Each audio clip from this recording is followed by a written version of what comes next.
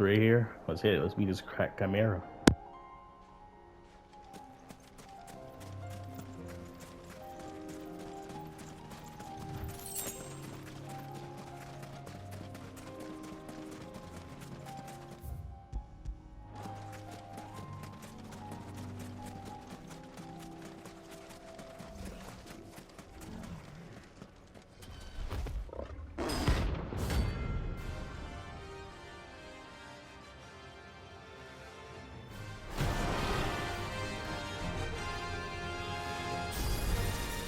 We're not going to outrun this one. Stay close, Torgal.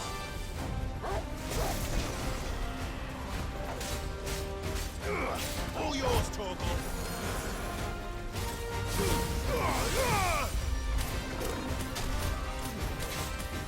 This one.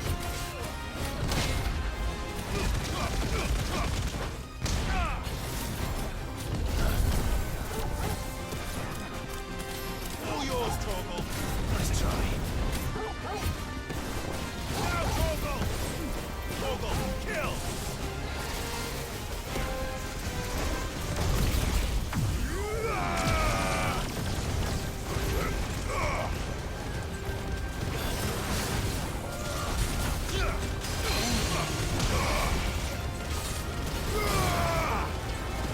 Nice try. Now, Torgal!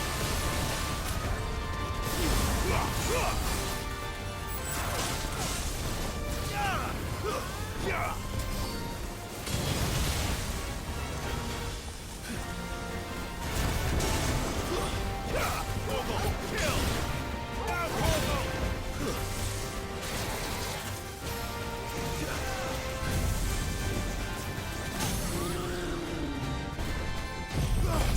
Torgal, kill! Titan!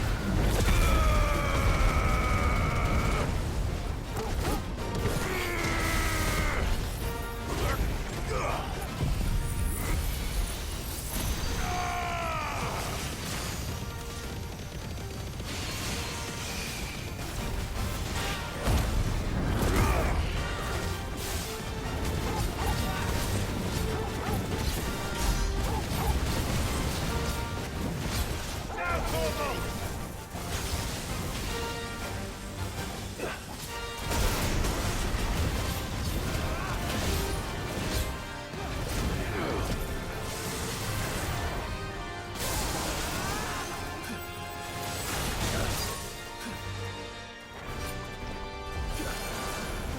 Muhammad! Arise!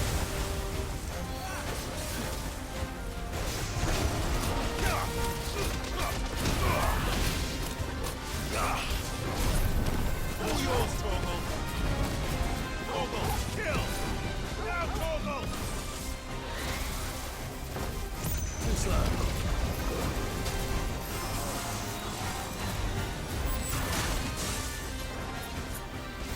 Torgal, kill! Nice try.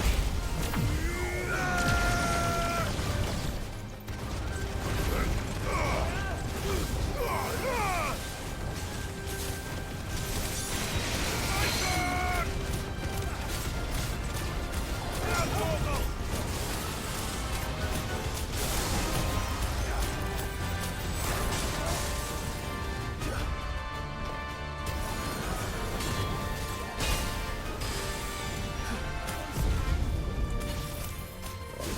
All yours, Torgal!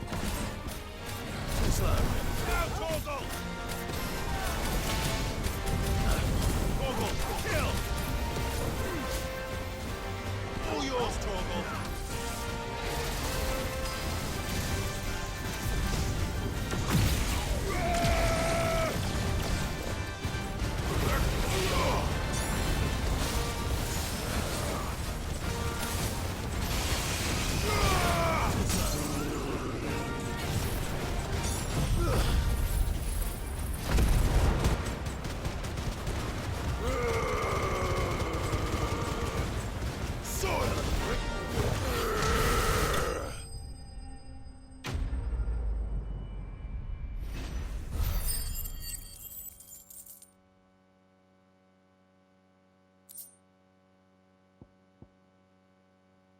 expected more. I expected more XP, man, like a full level up, but guess not today. But 27,000, God, that's killer.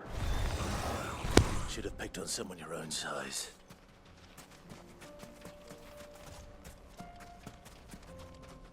He was tough.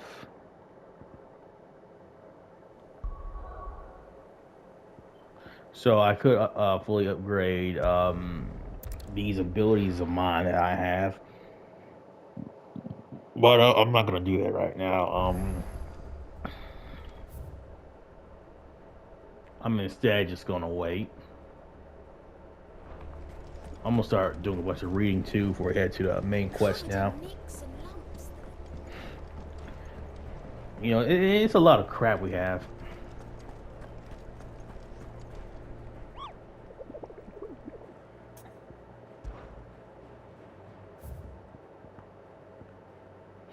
Yeah, Pandemonium, he's on Willow.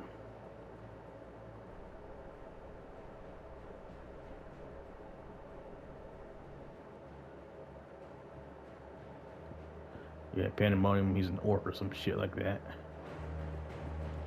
Wait, I'm sorry, guys. Let's see who technically was tougher.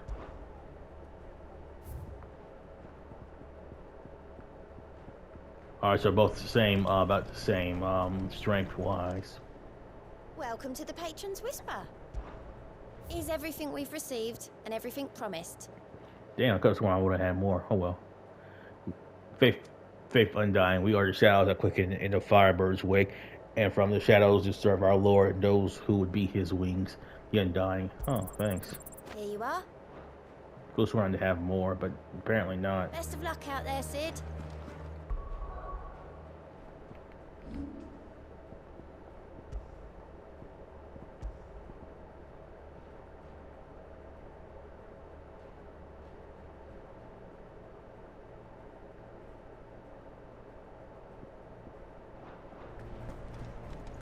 That swift shot is actually not good. And one of those are pulling 2 seconds, whereas the other one immediately lets me charge some magic.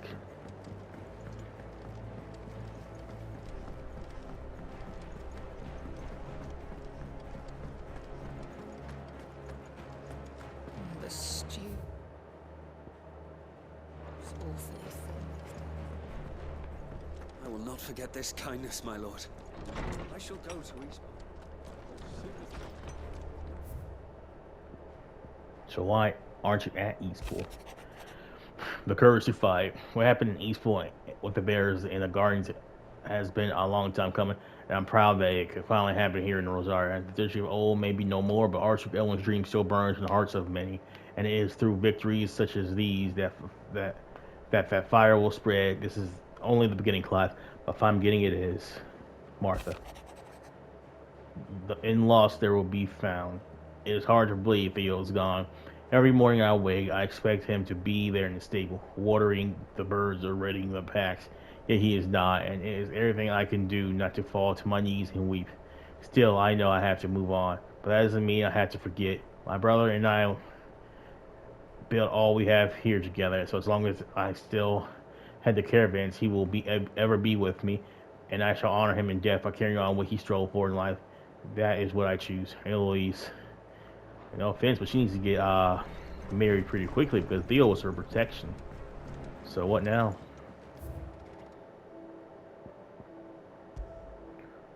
Martha's Rest signboard. The emblem of Martha's Rest, personal fiefdom of the landlady of the Golden Stables, and an island of safety and security in a sea of anything but. It shows a sleeping chocobo and the guardians and bears Rosaria can too rest easy, safe in the knowledge that they have a friend in Martha. You got a friend. Crimson Caravan signboard.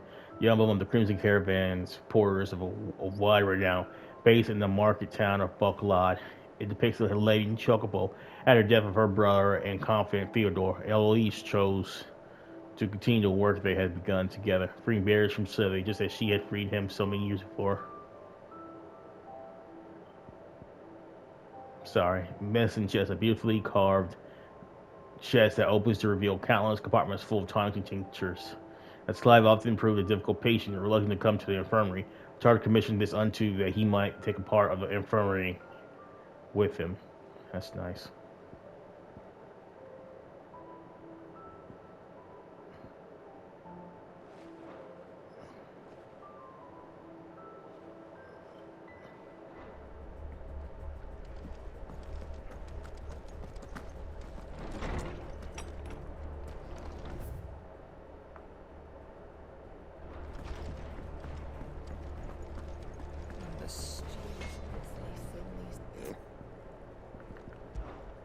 sound of ringing steel.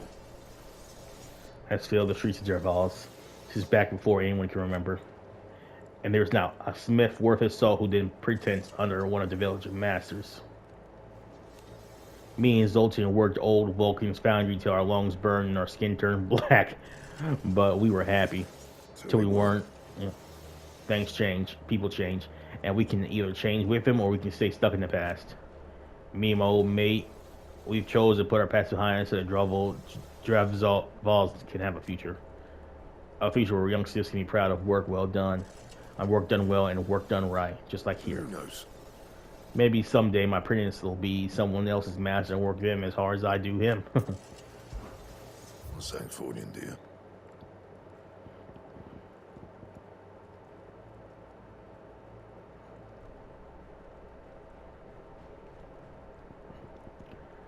I think this stuff is more in-game. I have to wait.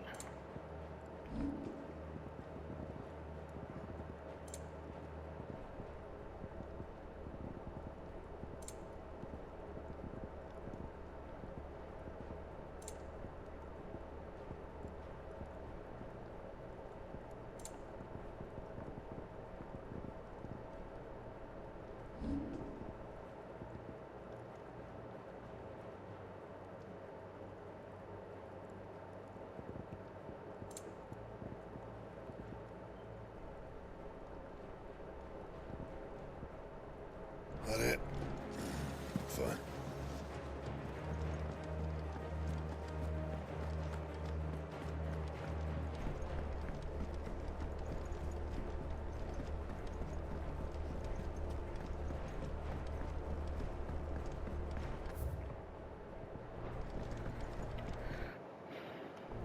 There's just one thing I gotta know. How did that one chocobo get so damn strong?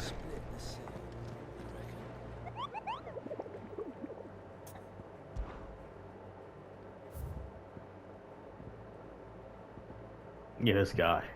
The hunters of Tebor speak of a wild chocobo that haunts not only the nearby battlelands, but also their dreams for exhibits for us to rarely seen species, and has ripped more than a dozen comrades from gizzard growing, feasted on their flesh. Birds far past anyone needs to be put down. Yeah, but how they get so fucking strong?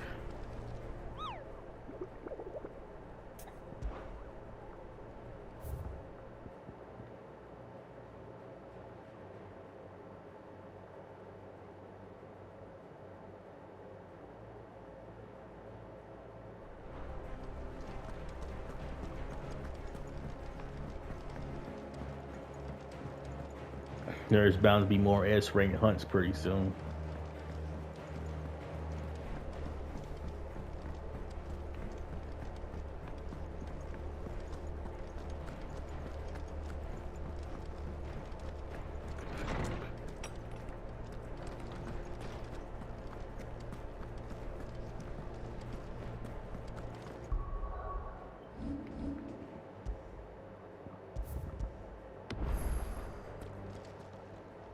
Good morrow to you, my friend.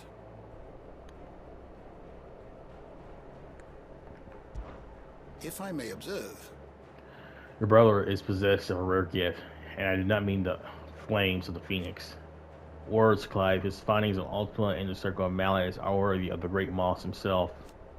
Should he choose to devote himself to this path, I hazard he could one day become quite the historian. But not before you and he finish your own story. History can wait. After all, for that is what it does. I don't believe you've read this particular chapter before. Level up.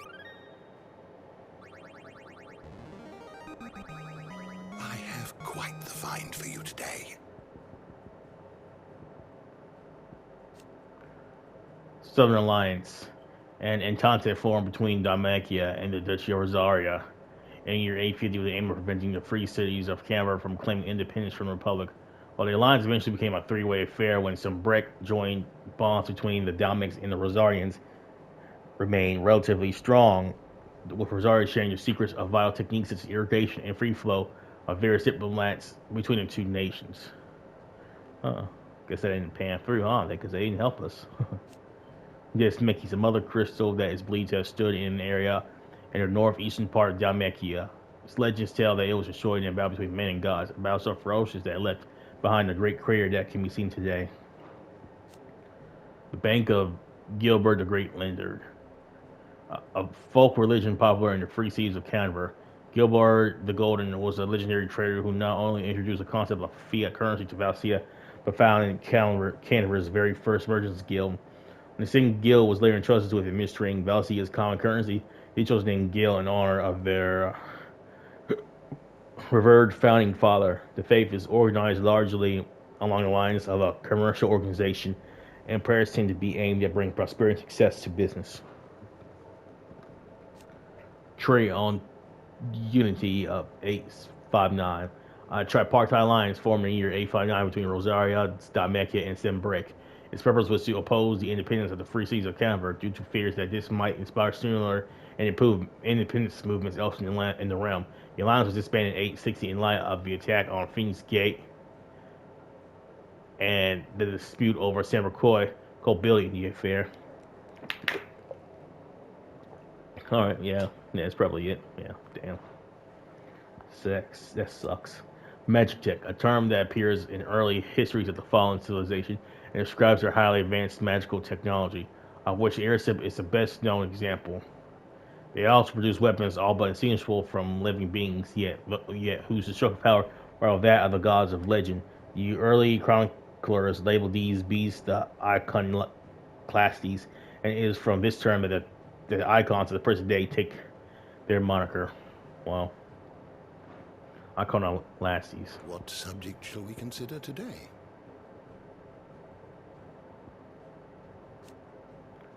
Mark, formerly the most powerful kingdom in Ash until Barnum Storm, with his armies rebellion gets its rule and establishes his own kingdom will load upon its still smoking ruins.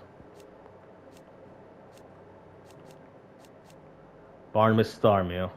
Barnabas is also a feared warrior in his own right. After journeying to Valisthea from the outer continent as a young man, he led his people in overthrowing the ancient kingdom of Valdemark that once ruled Ash and established his new kingdom will load upon its ruins.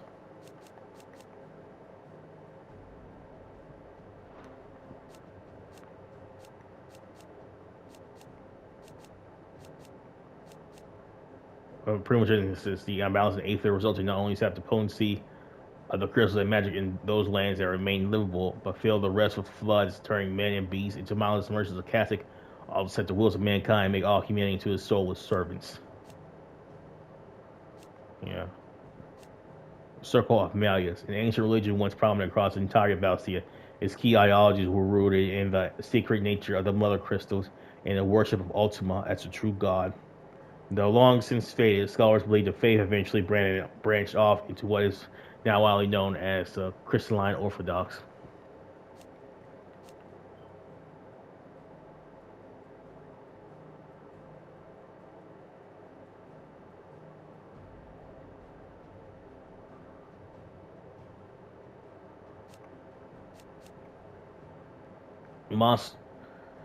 Moss's journal is one of the few histories to speak at any length concerning the ancient circle of Malleus and a creature that they worshipped as their god, Ultima. Both Moss and his journal were all but removed from public life at the insistence of rival scholars, but at Joshua's request, the Undying were able to track down a copy of the prized tome.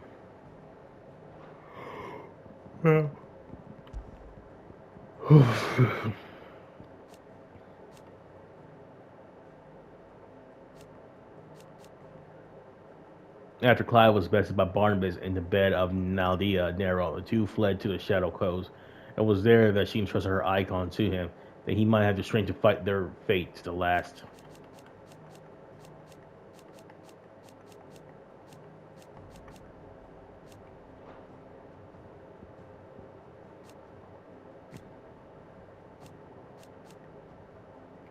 After laying the lethargic voice to the crystalline dominion and an Ultima-inspired frenzy, Clive evacuated him to the highway, where Tara labored to mend his wounds. Flying away, he escaped to the dominion to survey the damage he had done and collapsed from shock, waiting again to find himself in the care of a young girl, menacing girl named Keo.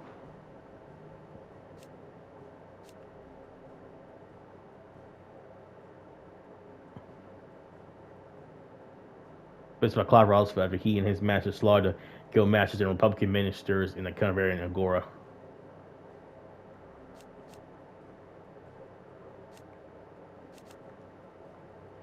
Despite apparently falling to Clive Rossfield's blades outside the Kenvering Agora, he appeared again in the Ironworks, conjuring countless doubles of himself that set upon Clive's allies, proving Joshua's theory that the constant knight was no mere swordsman, but a magical creation of King Barnabas. Oh, hell.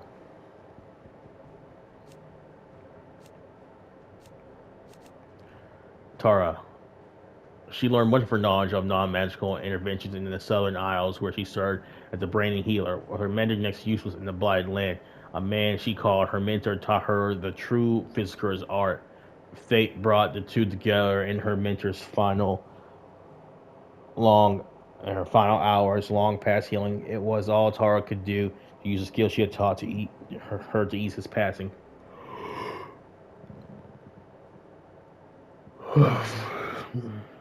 Wow, can't believe it.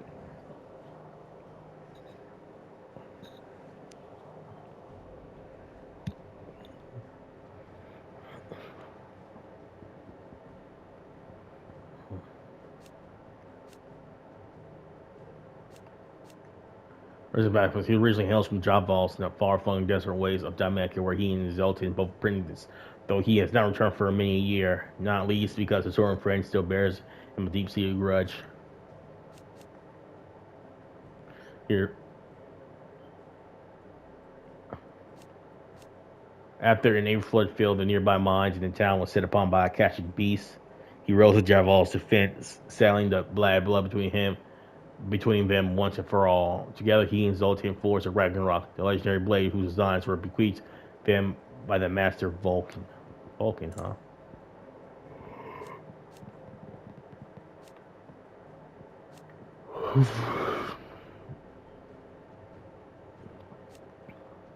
Raised in the hideaway, Midadol Telemon. She's so, hot. Midadol Telemon, raised in the hideaway, Mid learned all she could of engineering and invention from her father.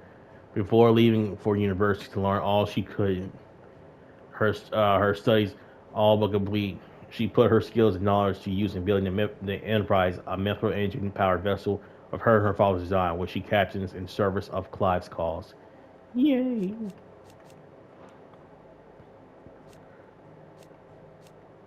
Doris. Doris was raised by a Rosarian slave master who treated her branded charges as if they were her own children. She used somehow to read, write, and wield a blade. Before hiring out their services to the highest bidder, Doris resents her former master for terrible deeds she made her do. She thanks her for making her the strong, scrupulous woman she is today.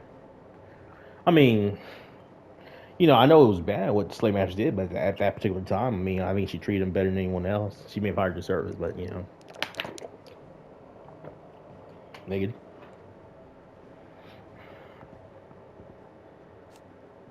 Rodrigo, Tara's youthful and inexperienced assistant, a caring yet timid soul, he is committed to saving the lives of his patients and so quells when asked to perform life-threatening treatment such as removal of bare brands or administration of the potent tears of Valisthea. While he administered Tara's indefatigability, he fears for its effects on her health, and it is a shame that he cannot yet do enough to relieve her burden.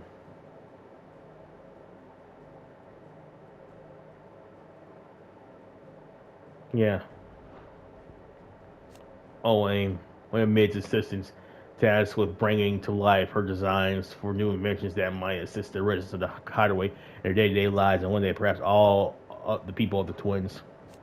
Nigel, Hideaway's resident botanist, whose research into the medical properties of the flora of the twins and how one might go about growing specimens of interest in the middle of a blighted lake is invaluable to Clive's cause. Yeah, we got a lot of stuff.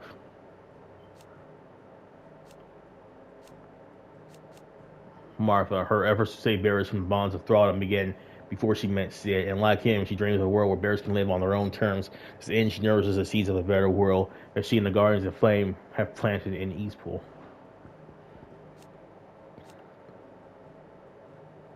Hey, how you doing? Imperial soldier of Norfolk Garrison, whose heart pines. I'm doing good, and you? Valithea, former Imperial soldier of the North Reach Garrison, who left his post after the Duke of Warflame took over. He elected instead to form a new town watch that he might better protect the town and those he loves. Isabel chief among them after leading the defense of Norwich against a throng of thralls. He reconciles with the Duke and they pledge to combine their forces to see this town safe.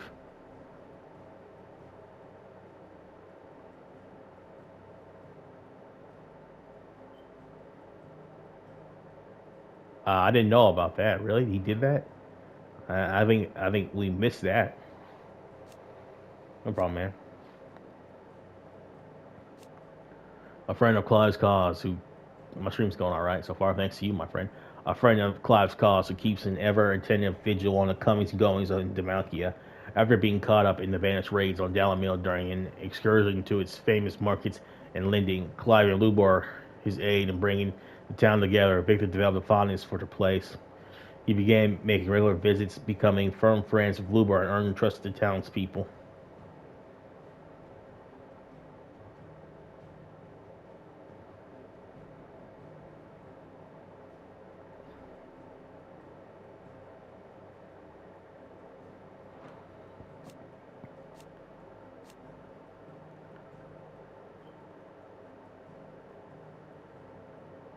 The leadership he displayed in dealing with the band's attacks led to his being proposed as a prime candidate to become the new mayor. But when the townspeople discovered he's a bear, they like to drive him out of town instead. Drika, an orphan who lost her parents to Ironblood's most recent crusade. Oh shit. She fled towards Dalmill, finding a new family in Rennes, a fellow orphan along the way. The two were starving by the wayside when Luber found them and took them in, adding a new elder brother to the patchwork family. She's a kind and caring soul who enjoys nothing more than listening in on a conversation with townspeople, whether they know it or not. Rennes, an orphan who lost his parents in the Ironblood's latest crusade. He fled towards Dalmill, finding a new family in Drika, a fellow orphan along the way. The two were starving by the wayside when Luber found them and took them in, adding a new elder brother to the patchwork of the family. He's a frank and forceful soul who enjoys nothing more than watching townspeople at work and helping them with their tasks, whether they need it or not.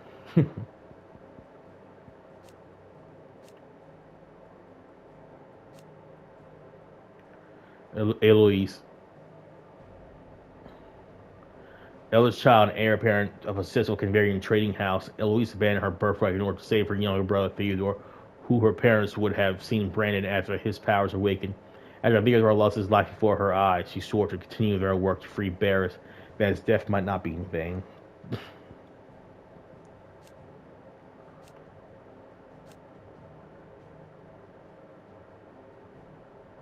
Theodore has lost his life to his own blade after being taken by an Aberflint, was trying to protect the haven he had built for bears from a rampaging dragon, wishing his sister a long, happy life with his final breath.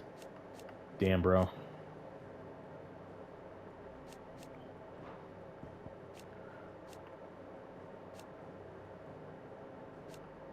Sultan, the feared and respected chief of the smithing town of Javos, where he and Blackthorn learned their craft.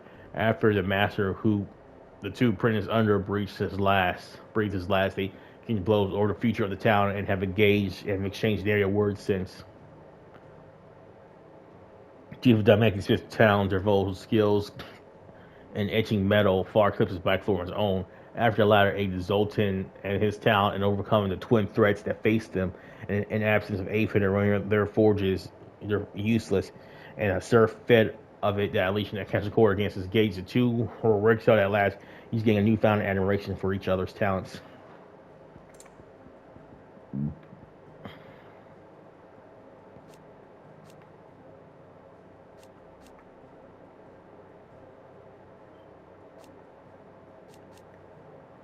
Well, it's her sworn duty to serve and protect Joshua Rossville. Her true feelings for him run far deeper. Even after Joshua relieved her obligation to protect him and asked her to protect Kyle, instead, she still worries for the sickly prince's health.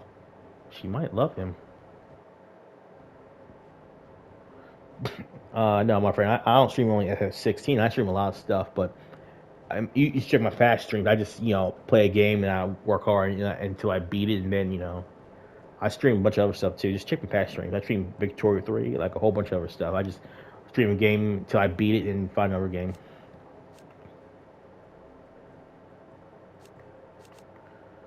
Sir Wade. In Eastpool, he finds a new purpose to not merely lead his guardians against their enemies, but to lead his village in pursuit of a brighter future for man and bear both.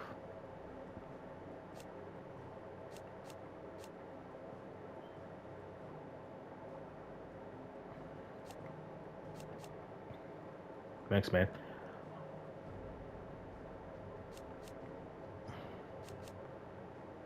After the fall of the Crusader Dominion and the collapse of said government, his eminence reappeared in Northreach, now going by his noble title, the Duke of Oriflame. He drafted both the soldiery and the common folk into his plans to turn the town into a new capital for a new Sanbreak. Sabine, only daughter of the Duke of Oriflame, who escaped from a disaster at Twinside and took refuge in Northreach. Her extensive education in all matters spiritual and political, as well as her overbearing demeanor, rivaled that of her father. Her opinion on our Duke's plan to fortify Northreach at the townspeople's expense, however, differs from his greatly, and she attempts to enjoy Isabel's help to rally the people against him.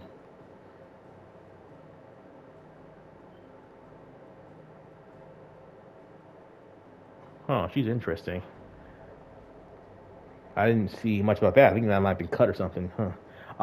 Last of Us, that seems like a good game. Played the first of it a little bit, and it was very interesting. I haven't finished it. The second one, though. The second one, yeah.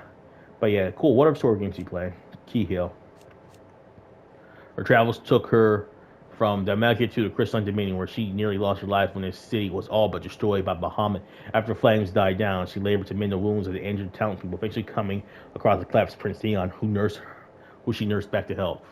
That's nice. Moss the Chronicler. It was Moss's writings that inspired Hippocrates to pursue his own career as a scholar of all things Valisthea. In his later years, he delved into the hidden history of Ultima and the Circle of Malleus, but alas, his findings were denounced as baseless speculation in certain scholarly circles. As a result, Moss's theories received little widespread notice and were all but stricken from the historical record.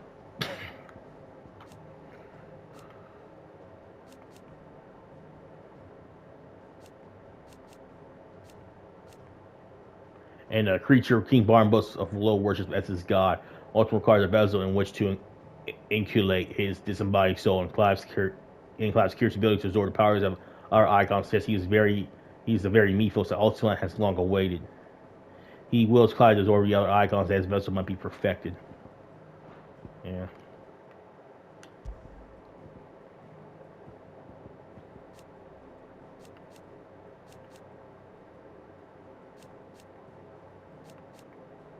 Their loyalty to his grace, Josh the Undying, the loyalty to his grace, Joshua Rosfield, is absolute, and none of them would hesitate to lay down their lives for his sake. At his command, their efforts are currently devoted to uncovering the truth behind the mysterious being known as Ultima.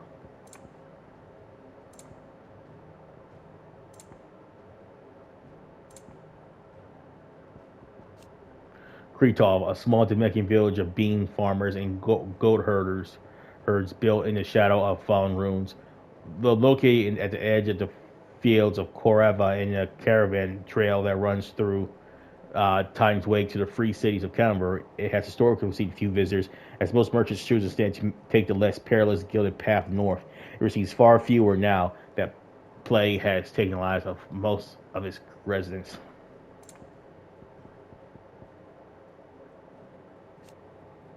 Dravsvod, a town located in the rugged mountainous mining region of central Dalmatia, is known for its ironwork and armor and weaponry. Forged here has long enjoyed a reputation as the realm's finest. This is no small part due to the quality of ore the mines produce, as well as a veritable army of local blacksmiths whose skills are said to be unrivaled.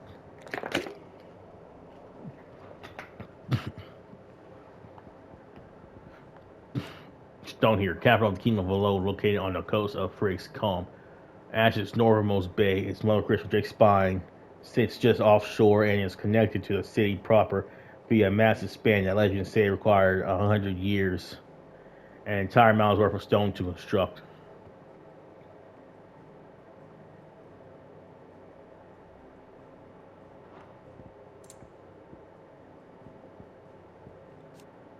Machado Coast, the forbidding cliffs that line but now the narrow on the ash side of the channel. The viable ascents exist. Their numbers are few and the paths narrow and perilous. That said, they have more than once been used as a staging ground for covert incursions into the kingdom. Now the land above has been all but consumed by blight.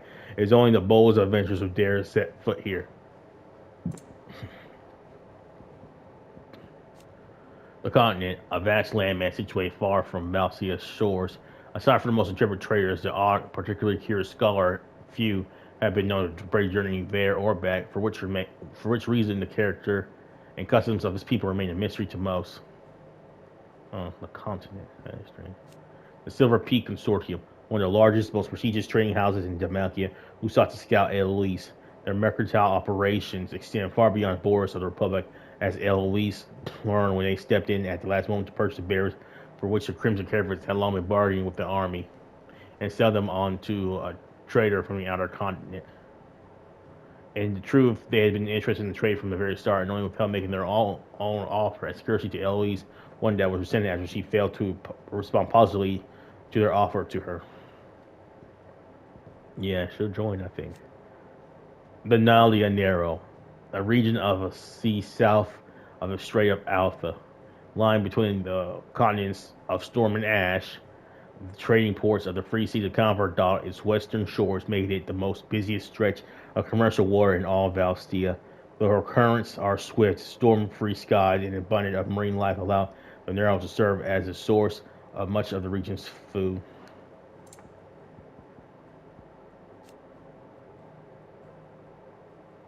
No, sorry. Southern Isles, a nation once based on an archipelago in the seas to the south of Valisthea. It maintained a healthy trading relationship with Dalmatia in the free seas of Cumber, where its medicines, which employed plants found only on its islands, were particularly prized. Unfortunately, the gradual incursion of the blight destabilized and destroyed society entirely.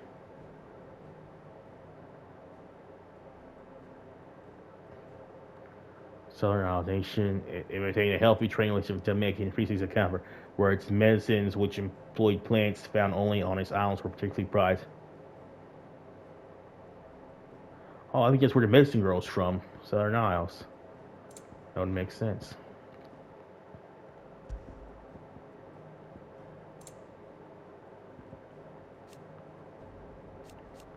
Eikon.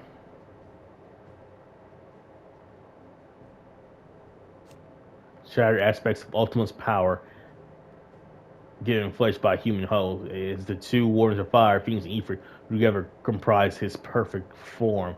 The icons of the lesser elements serving as sacrifices to Mythos' altar in order to test the icons of lesser elements serving as sacrifices to Mythos' altar in order to test and bolster the vessel's strength. Wow, comprises perfect form. Interesting.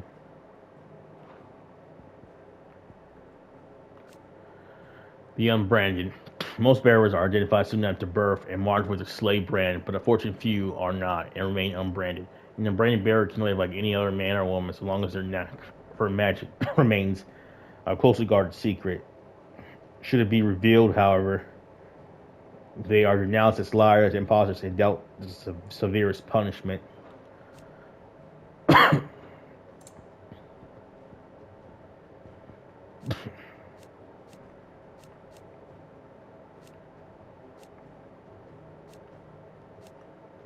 Though most regard men who turn their Catholic as not but mindless monsters, Bartimaeus the Sleipnir came there in fact divine.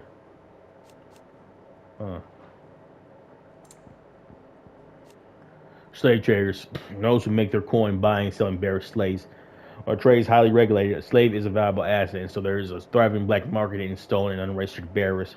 Doris' former master was just such a black market trader who trained her abducted charges as killers for hire, knowing that if the brand was caught in the act, their ownership records could not lead the constabulary to her door.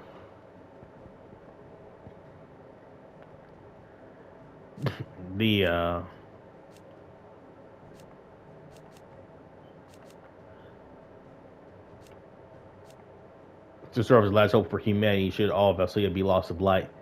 They recruited a team of shipwrights and supervised a secret construction ship in the Telmont Ironworks on the outskirts of Canberra with a little help from Byron Rosfield's bottomless purse. The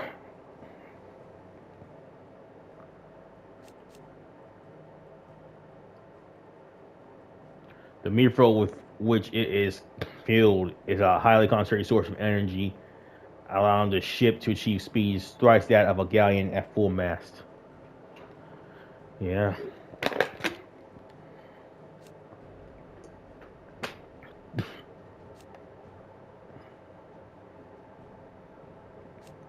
The Ironer Jar, the flagship of the Royal Navy, also known as the Black Galleon, alongside the Royal Cavalry, is the pride of our loyal and is capable of swiftly delivering elite troops on the enemy soil to make war in the name of the mighty Odin. It's a vast seven-masted vessel constructed of 3 conjoining galleys and could aptly be described as a floating fortress. Alongside the Royal Cavalry, it's a pride of load and is capable of swiftly delivering elite troops onto the army. And Jill was kept prisoner here as being captured by King Barnabas.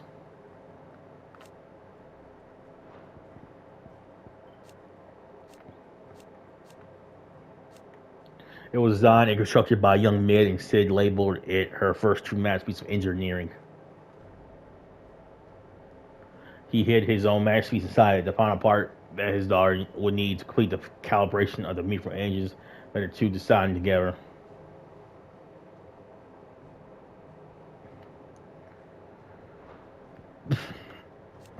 Geishel greens. The leafy vegetable loved by chocobos, such is the bird attracted to its scent. Traders who transport them by the wagon must seal the boxes tightly lest they should find themselves accosted by a flock of wild bows on the road. But most geishel greens are grown for chocobo fire. They can be eaten by humans too, providing some trims away the toughest fibers and boils the fleshy leaves and salt water until soft. Botany in the Deadlands. The Deadlands are true to their name, in that no plant nor animal can survive for long and land is swallowed by the blight.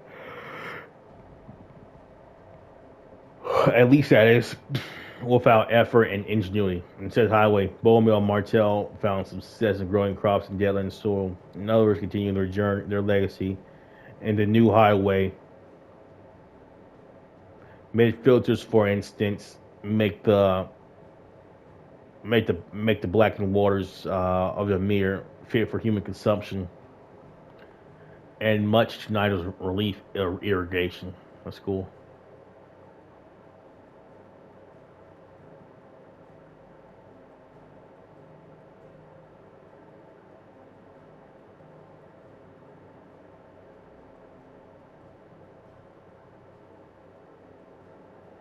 At least this was an effort of enjoying. In since highway, Bowmill and Martell found success in growing crops and yelling Saturn and continuing legacy. Yeah. Mythos.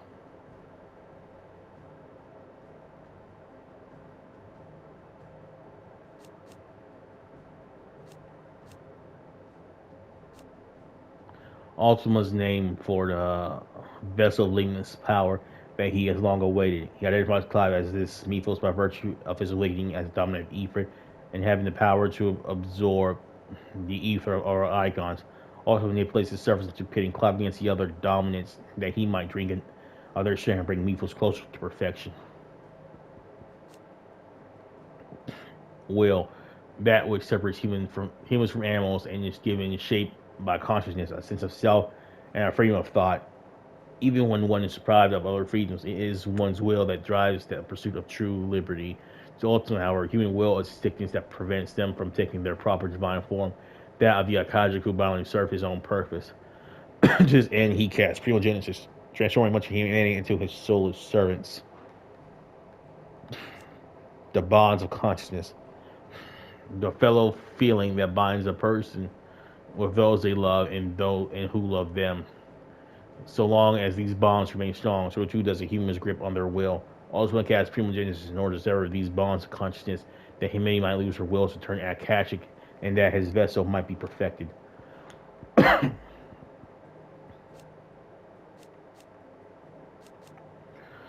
Long before the fall of the fallen, there exists a tribe in northwestern Storm known as the Motes of Ice. among whom the dominant Shiva would be born. Tales of ice powers of the old of the ice queens of the old north are passed down among men and women of the Northlands to this day.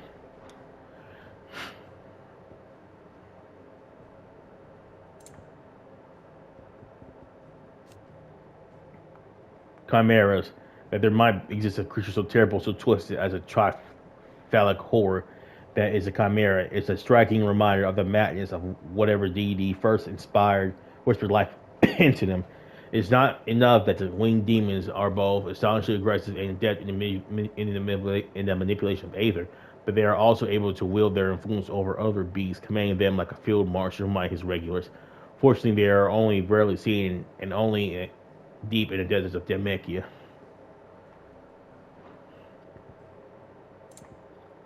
Because no one could tame them yet, can they? The door to the shelves shall ever be open. Alright, main story. Mid said I could ride the Enterprise next. Main story now.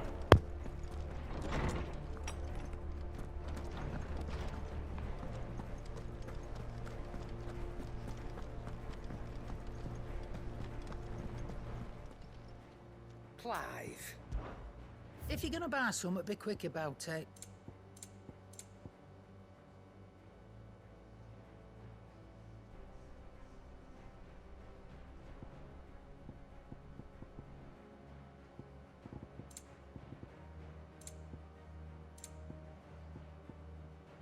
Is that all?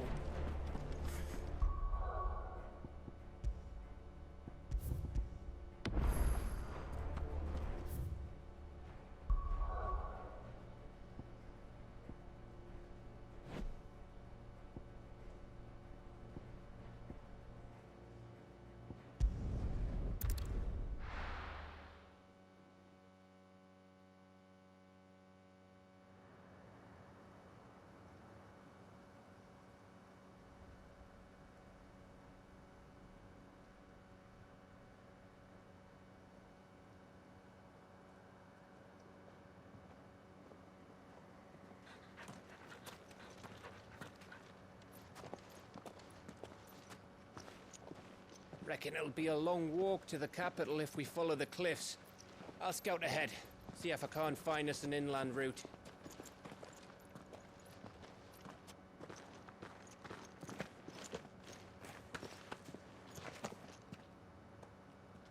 Clive.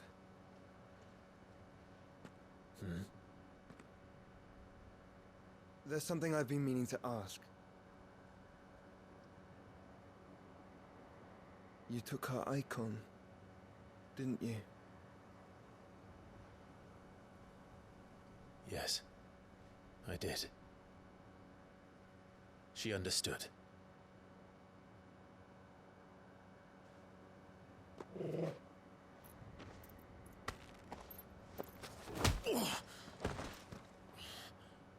Oh, she understood. Understood that you decided to save the world all on your own, and that you'd die without her power. How dare you make her choose? You knew damn well she'd never refuse you. But I will. You can't keep pushing us away, Clive. The world is ours to save, not yours.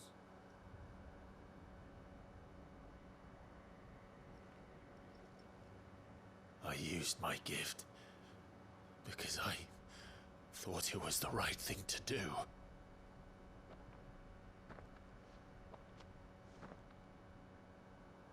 And you truly believe this will save you? Will save us all? I do.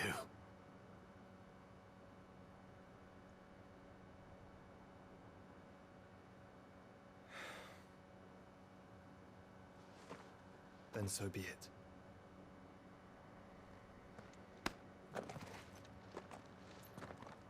Just don't forget, you're not alone.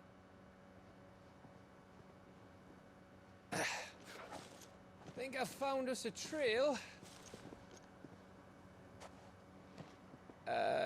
Did I miss something?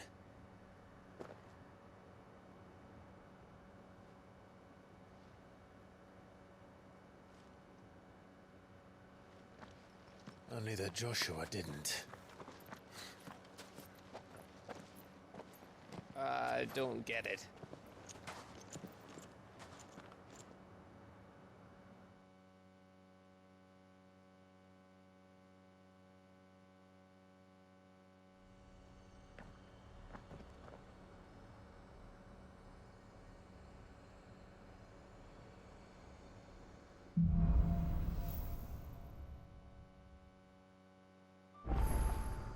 Always wanted to visit Ash.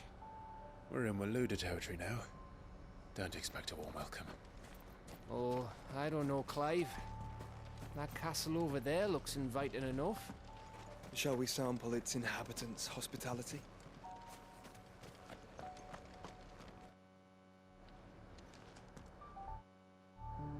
Alright guys, we're in Ash now. Let's offer this one guys. Brunson 3 out and peace.